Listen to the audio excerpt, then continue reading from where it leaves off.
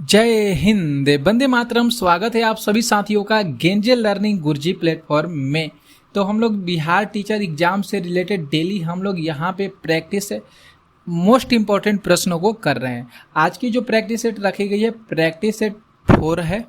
10 minute की lecture होगा और 10 मिनट में हम लोग 25 प्रश्नों को करेंगे जो प्रीवियस ईयर्स में प्रश्न आए हुए हैं।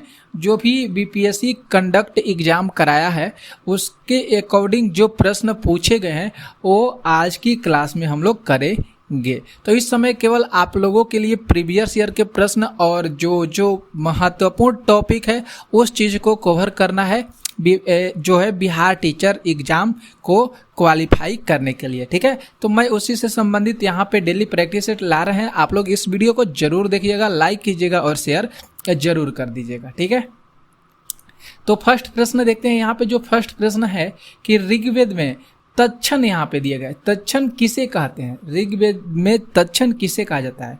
तो यहाँ पे ए ऑप्शन को हम टिक करेंगे। ऑप्शन ए नहीं लिखे हैं, लेकिन यहाँ पे बढ़ाई जो दिया गया है ये ऑप्शन सही हो जाएगा। बढ़ाई को तत्क्षण कहा जाता है। बढ़ाई को क्या कहा जाता है? तत्क्षण कहा जाता है, ऋग्वेद में कहा जाता है। ठीक है, समझ में आ गया।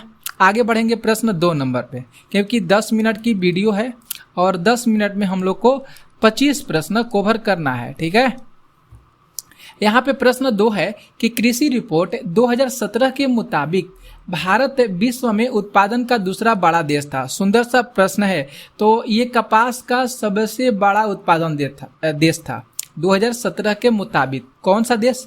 भारत देश था।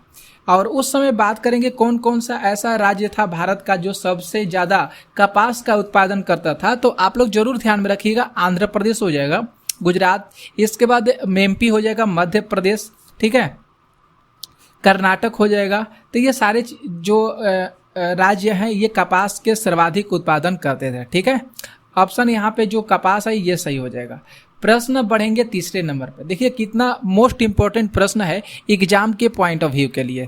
तीसरा यहाँ पे जो प्रश्न करे कि शिक्षा का अधिकार जो 1 अप्रैल 2010 को प्रभाव में आया किस मौलिक अधिकार के अंतर्गत आता है? बहुत सुंदर सा प्रश्न है। यह भी प्रश्न आ सकता है कि शिक्षा का अधिकार अधिनियम कब लागू हुआ?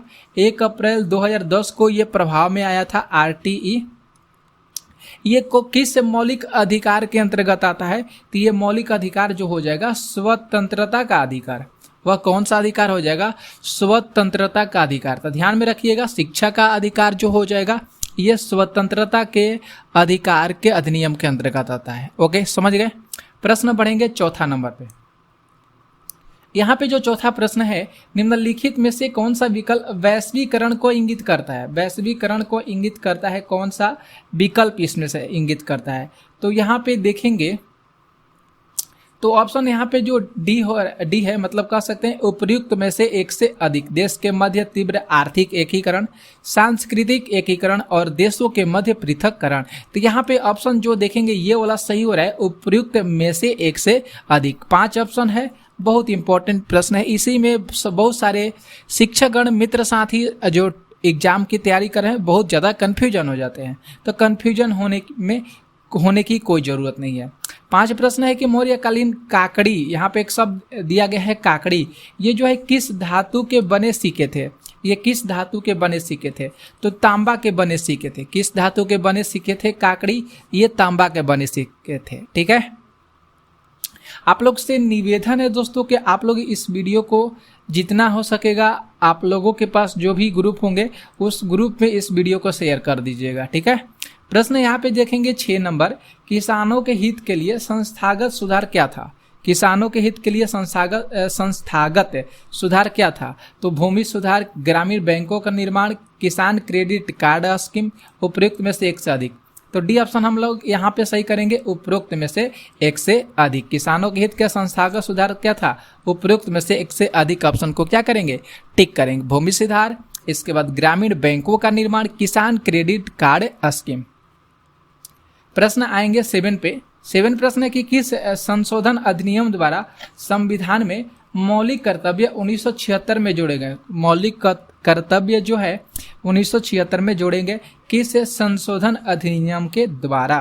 तो ये 42वें संशोधन अधिनियम के द्वारा मौलिक कर्तव्य को 1976 में जोड़ा गया।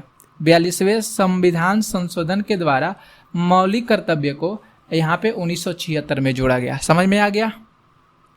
तो ये सारे प्रश्न आए हुए हैं, बीपीएससी जो एग्ज़ाम कंडक्ट कराता है उसमें ये प्रश्नों को पूछा ही है, और बिहार टीचर एग्ज़ाम जो पिछले बार हुआ है उसमें ये सारे प्रश्न आए हुए हैं। प्रश्न 8 है कि भारत सरकार द्वारा उपभोक्ता संरक्षण अधिनियम, जिसको COPRA के नाम से जानते हैं, ठीक है, यह कब पारित किया गया था? भारत सरकार द्वारा उपभोक्ता संरक्षण अधिनियम को कब पारित किया गया था?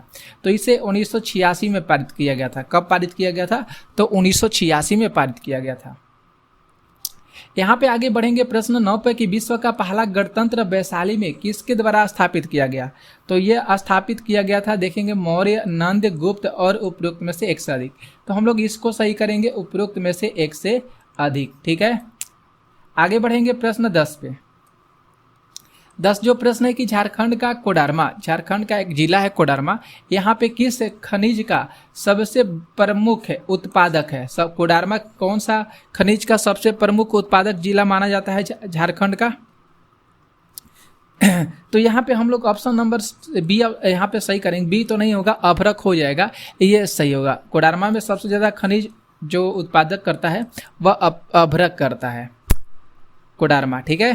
11 प्रश्न है, इनमें से कौन संविधान सभा के सदस्य नहीं थे?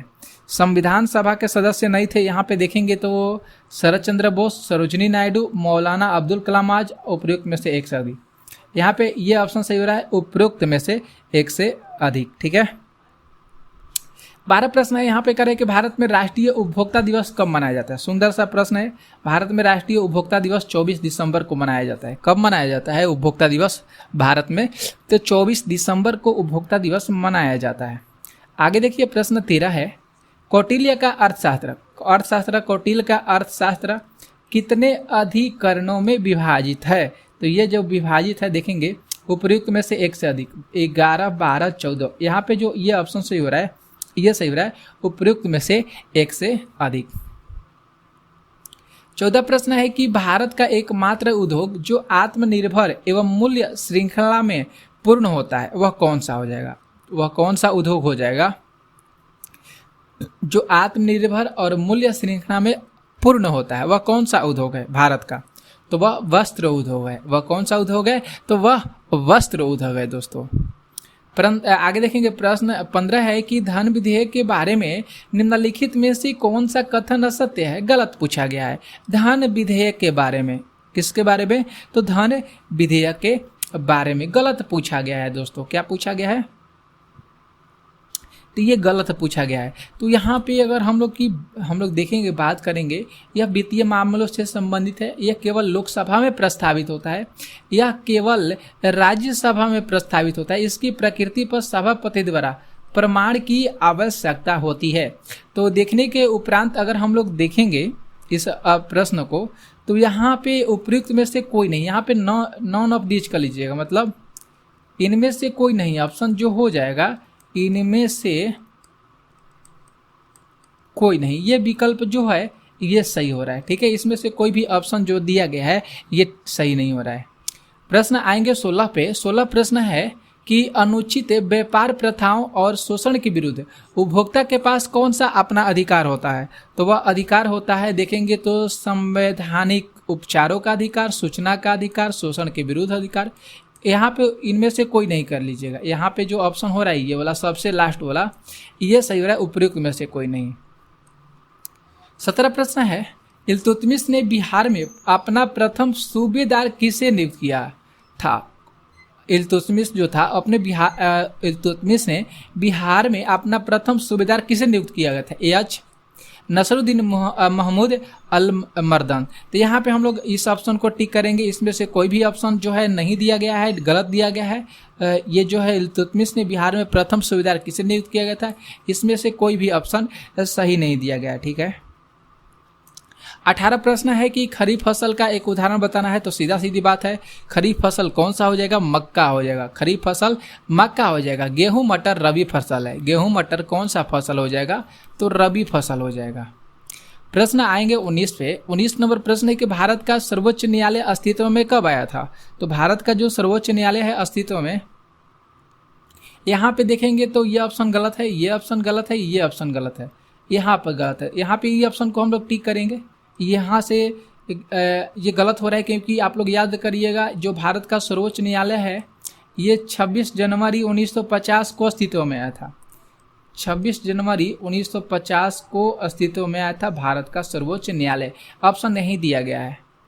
प्रश्न आएंगे 20 पे। 20 प्रश्न है कि अपने नागरिकों को सरकार से उसके कार्य के बारे में सवाल करने का अधिकार देने के लिए कौन सा अधिनियम पारित किया गया था? तो उस अधिनियम का नाम हो जाएगा आरटीआई। वह कौन सा अधिनियम हो जाएगा? आरटीआई। 21 प्रश्न है कि बिरसा मुंडा का कार्य क्षेत्र कौन सा था? तो बिरसा मुंडा का कार्य क्षेत्र रांची था दोस्तों। कौन सा था? बिरसा मुंडा का कार्य क्षेत्र रांची था। 22 प्रश्न है कि कौन सा फसल विकसित होने में लगभग 1 वर्ष का समय लेती है? कौन सा फसल हो जाएगा? तो उस फसल का नाम है, देख सकते हैं यहाँ पे, जौ, पटसन, कपास। यहाँ पे उपयुक्त में से कोई नहीं, यहाँ पे उपयुक्त में से कोई ऑप्शन जो दिया गया है इसमें कोई भी ऑप्शन नहीं दिया गया है। 23 प्रश्न है कि लोक अदालत के बारे में इनमें से कथनों पर विचार करना है कि लोक अदालत के बारे में कौन सा ऑप्शन सही है। तो यह एक सस्ती न्यायिक सेवा है। यह एकल पेशी पर विवाद निवारण करता है, त्वरित न्याय देता है, सेवानिवृत्त जज लोक अदालत चलाता है, यह एक सर्वोच्च न्यायालय है। तो सारा ऑप्शन जो है यहाँ पे सही हो रहा है, सारे विकल्प सही हो रहे हैं। 24 प्रश्न देखेंगे कि किस बहुराष्ट्रीय कंपनी ने छोटी भारतीय कंपनी पारक फूड्स को खरीदा है? पारक फूड्स को खरीदा है, वह कौन सा कंपनी? कारगिल फूड्स हो जाएगा। यहाँ पे जो ये दिया गया है ऑप्शन ये सही होगा, कारगिल फूड्स। और 25 प्रश्न देखेंगे, वर्ष 1857 की क्रांति के बिहार के नेता कौन थे? तो इस समय देखेंगे तो यहाँ पे उपयुक्त में से कोई नहीं, मौलवी अब्दुल्ला, तात्या टोपे, नाना साहिब, ये ऑप्शन में नहीं दिए गए हैं। लेकिन 1857 के क्रांति के बिहार के नेता उस समय कुंवर सिंह थे। कौन थे दोस्तों उस समय? तो उस समय कुंवर सिंह थे। ठीक है, तो आज की क्लास में बहुत ज़्यादा मोस्ट इंपॉर्टेंट प्रश्न कराएं आप लोगों को। कैसा लगा आज की वीडियो जरूर कमेंट करके बताइएगा। मिलते हैं नेक्स्ट वीडियो में, तब तक के लिए जय हिंद, जय भारत।